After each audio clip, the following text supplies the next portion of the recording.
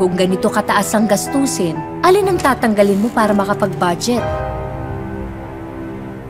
Para sa akin, araw-araw sa trabaho, hindi ako pwede mawalan ng kuryente dahil kailangan ko ng wifi. Wala pa akong sariling bahay. Hirap naman ng wala kang titirahan. Yung pagkain kasi kailangan mo para mabuhay. Handa akong bitawan yung maintenance. Kung ito yung mawawala, ako lang yung maapektuhan. Kung itong iba, buong pamilya maapektuhan. Itong maintenance, ako lang naman. Mahal kasi yung mga gamot ngayon eh.